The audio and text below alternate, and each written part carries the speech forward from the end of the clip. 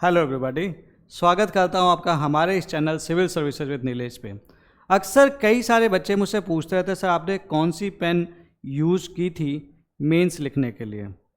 तो मैं उनको बता तो देता हूं और मैं आपसे भी ये बिल्कुल शेयर करूंगा, बट इससे पहले कि मैं इस चीज़ को आपको बताऊं, कुछ डिस्कस करना चाहता हूं आपसे कि ये सवाल इंपॉर्टेंट ही क्यों है। Y this question is relevant at all. कौन सी पेन, या कोई भी पेन लेकर चले जाते हैं लिख लेते हैं, क्यों हमें डिसाइड करना चाहिए कि हमें ये पेन यूज करने की, ये पेन यूज करनी है। Is each and every kind of pen is suitable for each and every person, क्योंकि पेन का काम तो है लिखना। The answer is no. That is why this question is relevant. समझने की कोशिश करना। कई सारी पेन्स जो होती है ना,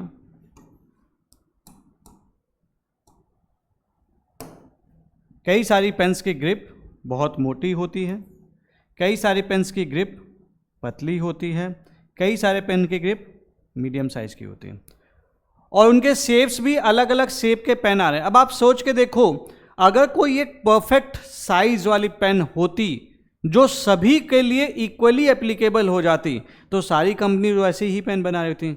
लेकिन कंपनीज अलग अलग टाइप की पेन डिज़ाइन करती रहती है।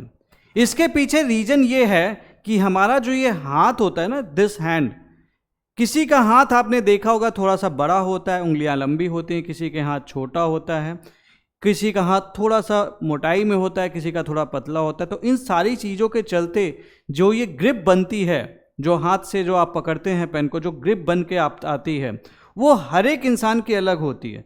तो उस ग्रिप के अकॉर्डिंग एक परफेक्ट पेन चूज करना बहुत ज़्यादा इंपॉर्टेंट हो जाता है। और क्यों हमें चूज करनी है आपके ग्रिप के अकॉर्डिंग एक perfect pen? There are two main reasons. पहली चीज आंसर राइटिंग, दूसरी चीज स्पीड। क्योंकि मैं आपको बता दूं, whenever you are going to write through that pen, जब आप किसी पेन से लिख रहे होंगे, तो आपने नोटिस किया होगा बचपन से ही कि आप बोलते हो कि सर मैं पायलट पेन से लिखता हूं तो मेरी आंसर राइटिंग अच्छी बनने लगती है, बॉल पेन से लिखता हूं आंसर राइटिंग खराब हो जाती है, मेरी जो राइटिंग स्टाइल है। या फिर मैं इस पेन से लिखता हूं तो मेरी अच्छी हैंड राइटिंग बन के आती, इस राइटिंग पेन से लिखता हूं मेरी हैंड राइटिंग खराब बन के आती।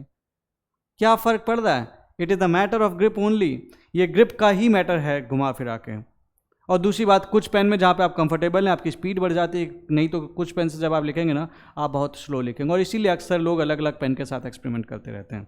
बट मेंस के टाइम पे आपको ये एक्सपेरिमेंट करने का मौका नहीं मिलेगा, और इसीलिए मैंने आप लोगों से कहता हूँ अपनी पेन डिसाइड कर लो जिसे आप चेंज नहीं करोगे, और जिस पेन का आप यूज करके अपना मेंस का आंसर लिखोगे, तो आपकी स्पीड तेज रहेगी, आंसर राइटिंग भी आप जो लिख रहे होगे आंसर, वो खूबसूरत आंसर लिख पाओगे। अब अच्छा, खूबसूरत आंसर का पर्पज़ क्यों है, क्यों हमें थोड़ा सा कोशिश करने की अच्छी हैंड राइटिंग में लिखना है? तो यार देखो, एक सीधी सी बात है, ऑल्दो ये बात बोली जाती है कि यूपीएससी में अनटिल एंड अनलेस आपका जो आप लिख रहे हो वो अगर एग्जामिनर को समझ में भी आ रहा है ना, तो आपका जो जिस तरह से आपने लिखा है, मतलब आपकी जो आंसर राइटिंग है वो कितनी खूबसूरत है ये मैटर नहीं करती।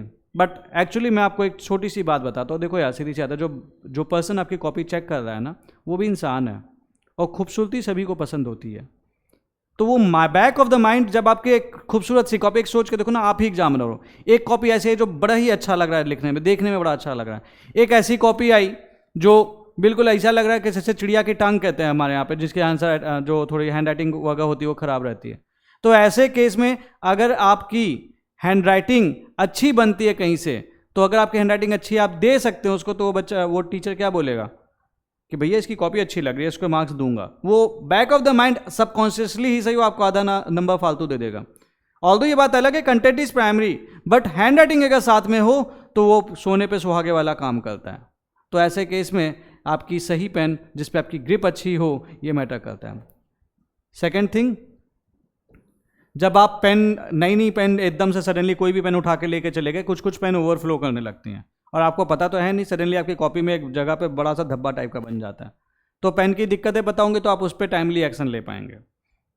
तो ये प्रॉब्लम्स आपने अभी से अगर डिसाइड कर लिया आप उससे लिख रहे हैं, तो आपको ओवरफ्लो प्रॉब्लम से बच जाएंगे, आपकी कॉपी खराब होने से थोड़ा सा बच सकती है। तीसरी चीज़, you know how far it will last. ये बहुत ज़्यादा इंपॉर्टेंट सवाल नहीं है, बट स्टिल आपको पता होगा कि आपको कम से कम 4-5 पेन रखनी है, कि 6 पेन रखनी है, कि 10 पेन रखनी है, क्योंकि आपको पता होगा कि कितना लिखने पे कितनी स्पीड से ख़त्म होता है। कुछ बच्चे क्या करते हैं, 1 या 2 पेन ही लेके पहुंच जाते हैं एग्जामिनेशन हॉल में, पता चला दोनों पेन खत्म हो गई, फिर कबूतर की तरह इधर उधर देख रहे हैं। तो वो नहीं करना है। पेन एक सफिशिएंट नंबर ऑफ जरूर रख लेना, जिससे आपका जो आंसर आप लिख रहे हो ऐसा ना हो कि पेन खत्म होने के बाद आप इधर उधर देख रहे हो। ठीक है। जेल पेन या इंक पेन मैं क्यों रिकमेंड नहीं करता हूँ और why ball pen I recommend. पहली चीज़ यार, ये होता क्या है कि जब आप लिख रहे हो तो कई बार लेट से इस बार सितंबर में मेंस है, तो उस टाइम पे उमस वाला टाइम होता है, तो पसीना होता है, पसीना टपका, कॉपी पे टपका, फैल गया, कॉपी थोड़ी सी गंदी लगने लगी। बॉल पेन होती तो आपकी इंक नहीं फैलती, लेकिन जेल पेन या फिर पायलट पेन वाले में आपकी इंक फैलने के चांसेस रहते हैं। कई बच्चे प्रिकॉशन लेते हैं, कई बच्चे लिखते हैं उससे नो, क्योंकि हैंड राइटिंग के चलते कि भाई मेरी ग्रिप अच्छी बने, हैंड राइटिंग अच्छी बने, बट ये एक प्रॉब्लम हो सकती है। या फिर आप कभी पानी पी रहे हो, पानी का ड्रॉप गिर गया या पानी ही गिर गया, तो आपकी पूरी कॉपी एकदम से धुल सी जाती है।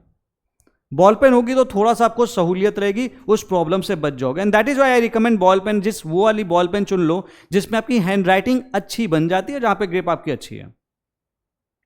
तो ये कुछ रीजन है कि मैं बॉल पेन रिकमेंड करता हूं, जेल पेन और इंक पेन रिकमेंड नहीं करता हूं। ऑल्दो अगर आप ये प्रिकॉशन ले सकते हो then this question becomes immaterial.